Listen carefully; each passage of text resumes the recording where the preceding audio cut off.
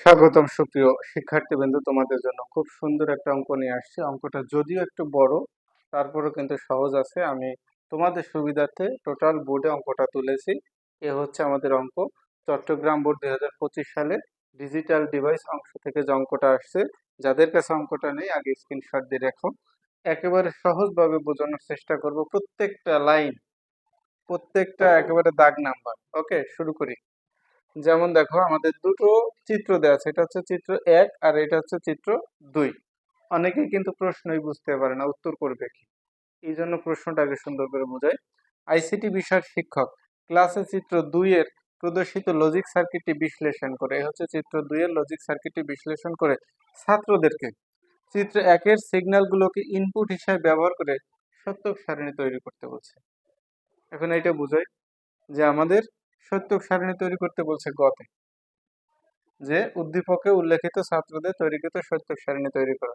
এখন ওই সত্যক সারণী তৈরি করতে গেলে এই কিউ সমান সমান আমরা একটা লজিক সার্কিট পাবো, একটা সমীকরণ পাবো।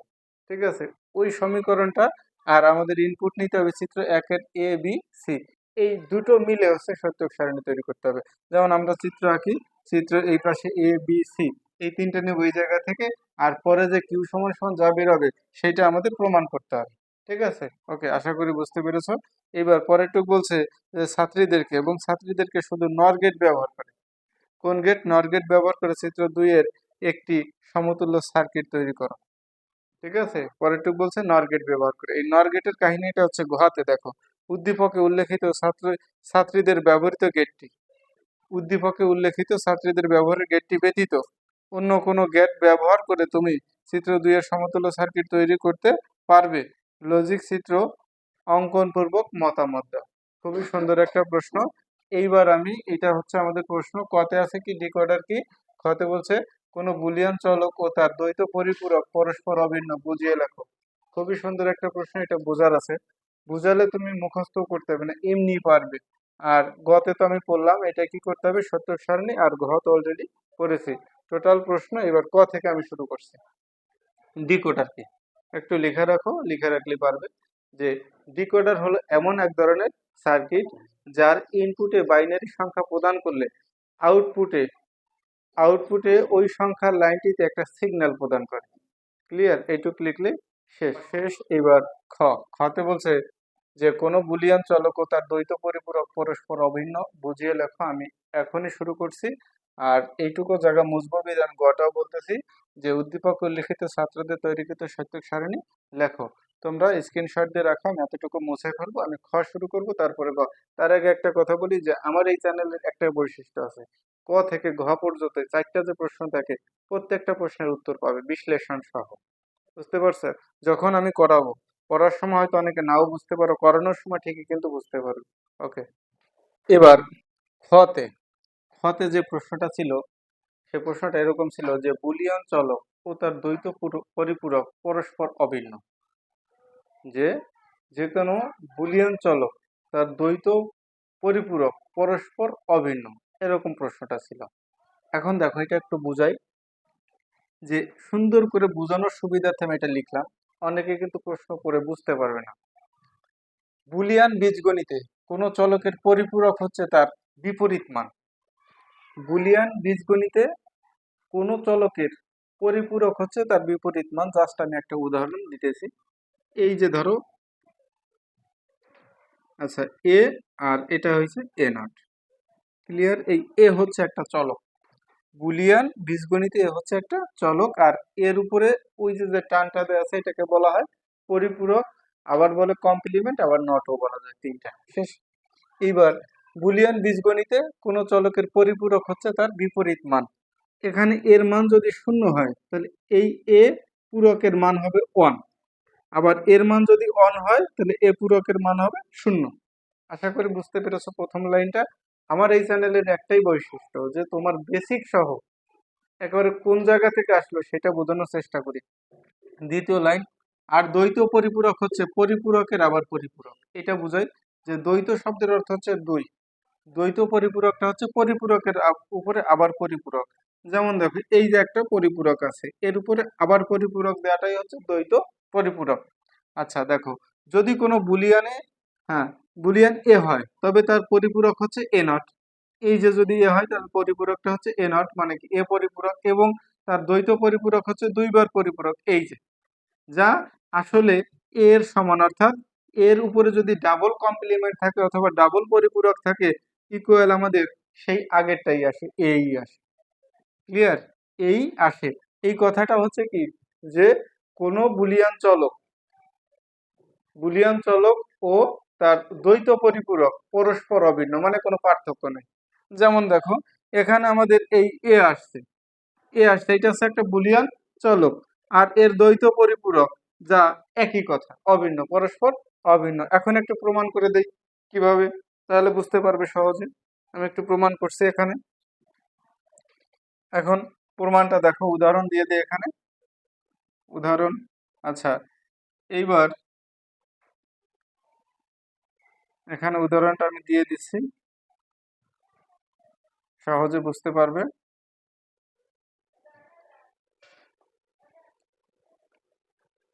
যেমন দেখো, এটা হচ্ছে এ আর এটা হচ্ছে দ্বৈত পরিপূরক। এইবার দেখো, এই যে আমাদের একটা বুলিয়ান চলক, ঠিক আছে, এ। আচ্ছা, এইবার এর নিয়মটা হচ্ছে কি, যে প্রথম যে ঘরটা থাকবে অর্ধেক শূন্য অর্ধেক এক দিলাম। আচ্ছা, এইবার এর দ্বৈত পরিপূরক দেই, দ্বৈত মানে কি দুইবার, এই যে দুইটা পরিপূরক দেই। এখন যদি দুইটা পরিপূরক এই জায়গা দেই, তাহলে আমাদের করার সুবিধা হবে না। এই কারণে আমরা কি করব, এখানে এ, তারপরে দিলাম একটা পূরক, অর্থাৎ কি, এই যে বলছে প্রথম লাইনটা, বুলিয়ান বীজগণিতে কোন চলকের পরিপূরক হচ্ছে তার বিপরীত মান। আচ্ছা, তাহলে এ যদি থাকে তাহলে এ নটে কি হবে, অন। এখানে যদি শূন্য থাকে এখানে কি হবে, অন। বিপরীত মান, তার মানে কি, অন থাকলে শূন্য, অন থাকলে শূন্য। এইবার বলছে যে আর দ্বৈত পরিপূরক হচ্ছে পরিপূরকের উপর পরিপূরক, তাহলে এই একটা পরিপূরক আছে, তার উপর আমরা দ্বৈত পরিপূরক দিলাম। এখন দিলাম কি, দ্বৈত পূরক, তাই না? দ্বৈত পূরক মানে কি, আমরা আগেই পড়েছি যে বুলিয়ান বীজগণিতে কোন চলকের পরিপূরক হচ্ছে তার বিপরীত মান, অর্থাৎ পরিপূরকটা হচ্ছে তার বিপরীত মান। এ এর পরিপূরক কি হবে, এর মান যা হবে পরিপূরকটা তার বিপরীত হবে। আর দ্বৈত পরিপূরক হচ্ছে পরিপূরকের উপরে পরিপূরক, তাহলে এইটা পরিপূরকের উপরে আরেকটা পরিপূরক দিলাম। যদি কোনো বুলিয়ান এ হয় তবে তার পরিপূরক হচ্ছে এ নট, গেল, এবং তার দ্বৈত পরিপূরক দুইবার পরিপূরক, যা আসলে এ এর সমান, অর্থাৎ এই এর উপরে ডাবল কমপ্লিমেন্ট অথবা ডাবল পূরক হচ্ছে এর মানটাই প্রকাশ করে। তার মানে কি, এখানে যা আছে এটাই এখানে হবে। Clear? One one. Double complement মানে কি, এটা সমান সমান আমরা এখানে লিখতে পারি শুধু এ। তার মানে কি, ওই এর মানটাই এখানে বসাতে হবে। যদি আমি এরকম ইকুয়াল দিয়ে এটা বসাই দিই, তাহলে কিন্তু আরো ভালো বুঝতে পারো যে এর মানটা যা ছিল তাই বসাতে হবে, আর যদি না বসে তাতেও হবে। এইটাই ছিল। এখন নিচে একটু লিখে দিবে যে কোনো বুলিয়ান চলক ও তার দ্বৈত পরিপূরক পরস্পর অভিন্ন, মানে কোনো পার্থক্য নাই। এই একটা বুলিয়ান চলক, এই জায়গাও যে মানটা আছে, আর দ্বৈত পূরক দিলে সেই একই মানটাই কিন্তু একই ফিগারটাই আসতেছে। ওকে, খাওয়া শেষ। গতে ছিল যে আমাদের সত্যক সারণী করতে হবে। এখন এই সত্যক সারণী কিন্তু অনেকের ঝামেলা হয়, বিশেষ করে এই অঙ্কটার ক্ষেত্রে। এখন এই সত্যক সারণী কিভাবে করতে হবে, গতে ছিল, আমি গ দিয়ে শুরু করছি। এখন দেখো, যে এই সত্যক সারণীতে তোমাকে নিতে হবে কিউ সমান সমান যে আমরা সমীকরণটা পাবো সেইটা নিতে হবে, গেল। আর হচ্ছে এ বি সি এই ইনপুট নিয়ে তারপরে এই দুইটার সমন্বয় করে হচ্ছে আমার সত্যক সারণীটা করতে হবে। এখন এই এ বি সি এই চিত্র দেখেই কিন্তু অনেকে বুঝতে পারবে না যে কিভাবে করবো।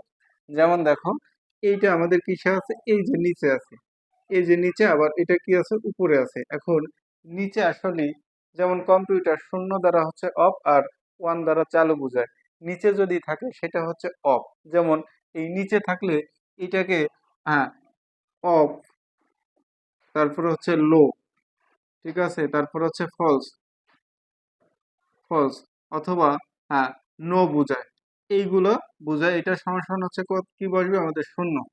এটা সমান সমান শূন্য যদি এটা নিচে থাকে, কি কি, অফ, লো, ফলস অথবা নো, এইটা শূন্য। আচ্ছা, গেল, শূন্য আমি বসালাম। এরপরে আচ্ছা, আমি উপরে বসাই তাহলে আর একটু ভালো বুঝতে পারবে, শূন্যটাই যে বসালাম।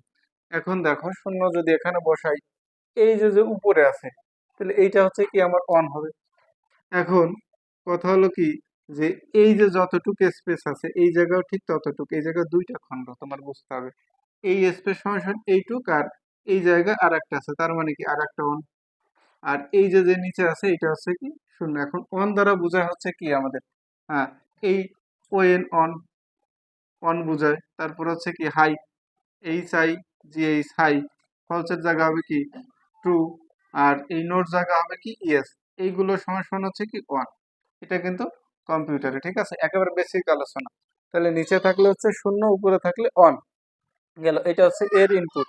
বিতে যাই, বিতে যেহেতু আমাদের উপরে আছে তাহলে এটা কি হবে ওয়ান, আর নিচে যেহেতু আছে তাহলে শূন্য, শূন্য যেহেতু এই দুইটা ভাগ এই জায়গা আছে, ঠিক আছে, একটা ভাগ এই যে আর এই পাশে, আর এই জায়গা কি হবে আমার ওয়ান হবে, ঠিক আছে। আচ্ছা এবার এই জায়গা যাই, এই জায়গায় কি আসতেছে আমার শূন্য, এই জায়গা ওয়ান, শূন্য, আর হচ্ছে কি ওয়ান।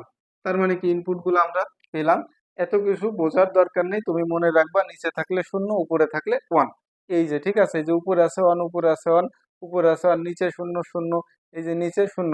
আর এই জায়গা বুঝতে হবে যে এটা দুইটা ভাগ, এর একটা ভাগ দিলে আমাদের অর্ধেক বরাবর আসে, তার মানে দুটো ইনপুট পেয়ে গেছি। এখন কিউ সমান সমান বের করি, তারপরে এই দুইটা মিলে আমার কি করতে হবে সত্যক সারণী। এখন কিউ সমান সমান যদি ধরি তাহলে এ আর হলো বি, তাহলে এটা কোন গেটে আছে অ্যান্ড গেটে, তাহলে এ ইন্টু বি, শেষ। এরপরে দেখো এইটা, এটা আছে কোন গেটে অর গেটে, অর গেটে যদি থাকে এই জায়গায় কিন্তু বুঝতে অনেকের ঝামেলা হবে যে কোনটা থেকে আসলে, এই বি থেকে আসছে, বুঝা গেছে। এই টানটা কিন্তু এইটার জন্য, এইটার জন্য হচ্ছে এই টানটা। এখন তোমাকে বুঝতে হবে প্রথমটা গেল, দ্বিতীয়টার ক্ষেত্রে এই যে বি আর হচ্ছে এই সি থেকে গেছে, ঠিক আছে, এই যে আমি দাগটা দিতেছি, এই যে বি থেকে আর হচ্ছে সি থেকে, এই যে এইটা কিন্তু আমাদের এই জায়গা। তাহলে এটা যদি আর গেটে হয় তাহলে বি যোগ কি হবে সি। এবার নিচেরটা যে এটা অ্যান্ড গেট, অ্যান্ড গেটে এইটা আসছে কোন জায়গা থেকে, এই সি থেকে আসছে, এই যে এই যে সি আছে, এই সি থেকে এই যে আসলো, আর আসছে কি বি থেকে, এই যে বি থেকে, তার মানে কি এই জায়গায় তোমার আসতেছে বি আর হচ্ছে সি, কারণ যেহেতু অ্যান্ড গেট গুণ চিহ্ন বহন করে। এরপরে এইটা, এটা কোন গেট, এটা হচ্ছে অ্যান্ড গেট, অ্যান্ড গেটে কি হবে তাহলে গুণ চিহ্ন বহন করে, তাহলে এই বি সি নিলাম, আর সেই সাথে যাবে বি যোগ সি, এই গেটটা হচ্ছে এই যে। এখন কিউ সমান সমান এইটা গেছে, এই যে এই জায়গায় যতটুকু পেলাম এইটা কই গেছে এই যে, আর এই একটা, তার মানে কি এখন এইটা আবার কোন গেট, এটা কোন গেট, এটা হচ্ছে অর গেট, অর গেট যোগ চিহ্ন বহন করে। তাহলে এখানে লিখতে হবে, আমি এখানে ধরতেছি না, তারপর লেখার চেষ্টা করি। কিউ সমান সমান এই এ বি আসলো যোগ, ঠিক আছে, যোগে আমাদের কি হবে, যোগ হবে এই যে এতটুকু যোগ হবে, তাহলে বি সি ইন্টু বি যোগ সি, এই যে কিন্তু আমরা পেয়ে গেছি, ঠিক আছে। আশা করি বুঝতে পেরেছো। এখন করতে হবে কি সত্যক সারণী। তাহলে সত্যক সারণীটা এখন আমি করি।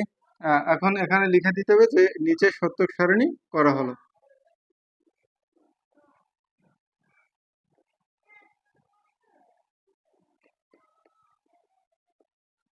করা হলো। আচ্ছা গেল। এইবার তোমাদের প্রথমে এখন, হ্যাঁ, এ বি সি এই তিনটা ইনপুট নিতে হবে। এখানে কয়টা, এক দুই তিন চার, আমাদের সারি হবে কয়টা, চারটা, প্রত্যেকটাই কিন্তু চারটে করে আমরা মান পেয়েছি, তার মানে কি সারি চারটা। এখন এটা চিন্তা করবো না যে চলক তিনটা, তার মানে কি 2 এর পাওয়ার 3 দিলে আমাদের কয়টা হবে, 8টা সারি, তা না, অলরেডি আমাদের মান কিন্তু এখানে পেয়েছি, ঠিক আছে। এই যে শুরু করছি,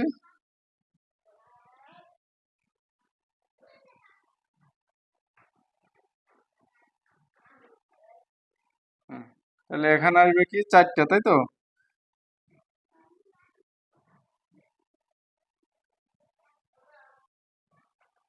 ছোট করে দিতেছি যেহেতু আমাদের স্পেস কম, এটা এ, এটা বি, এটা সি, একটু ছোট ছোট করে করতেছি। তাহলে এতে ছিল কি যে আমাদের শূন্য, ওয়ান ওয়ান শূন্য, ঠিক আছে। বিতে আছে কি ওয়ান, তারপরে দুইটা শূন্য শূন্য শূন্য, শেষেরটা আছে ওয়ান। সিতে আছে কি শূন্য ওয়ান শূন্য ওয়ান, দেখে দেখে কিন্তু বসালাম। এখন এই জায়গায় একটু লিখে নিতে হবে কিউ সমান সমান, আমাদের কিউ সমান সমান আছে কি এ বি যোগ বি সি ইন্টু বি যোগ সি, এইটা এখন প্রমাণ করতে হবে। কারণ কি আগেই বলা ছিল সত্যক সারণীতে দুইটার অ্যাডজাস্ট, চিত্র এক থেকে নেব ইনপুট, আর কিউ সমান সমান যে সমীকরণটা পাবো সেটা করতে হবে। এখন এই জায়গায় আসতেছে কি এ বি, এ বি যদি হয় তাহলে এ আর বি গুণ করতে হবে, শূন্য আর ওয়ান গুণ করলে শূন্য, ওয়ান আর শূন্য গুণ করলে শূন্য, ওয়ান আর শূন্য গুণ করলে কি হয় শূন্য, আচ্ছা শূন্য আর ওয়ান গুণ করলে শূন্য, শেষ। এরপরে আসতেছে আমাদের বিসি, বি আর হচ্ছে সি। তাহলে বিসি যদি হয় দুইটা, এই দুইটা গুণ করতে হবে, শূন্য রান গুণ করলে শূন্য, শূন্য রান গুণ করলে শূন্য, শূন্য আর শূন্য গুণ করলে শূন্য, এক আর এক গুণ করলে এক, গেল। এরপরে আমার লাগবে এইটুক, তাই না, বিসি, বি যোগ সি। আচ্ছা এইবার তাহলে বিসির সাথে, ও তার আগে এইটুক লাগবে, বি যোগ সি লাগবে। এখানে বি আর বি যোগ সি আগে করতে হবে, ঠিক আছে। এইটুকের মান আমাদের আগে দরকার হবে। আচ্ছা দেখো ছোট করে লিখি, যেহেতু ধরবে না, বি যোগ সি। আচ্ছা বি যোগ সি, তাহলে বি আর সি কে করতে হবে, যোগ করতে হবে দুইটা, শূন্য আর এক যোগ করলে এক, শূন্য আর এক যোগ করলে এক, শূন্য শূন্য যোগ করলে শূন্য, এক আর এক যোগ করলে এক।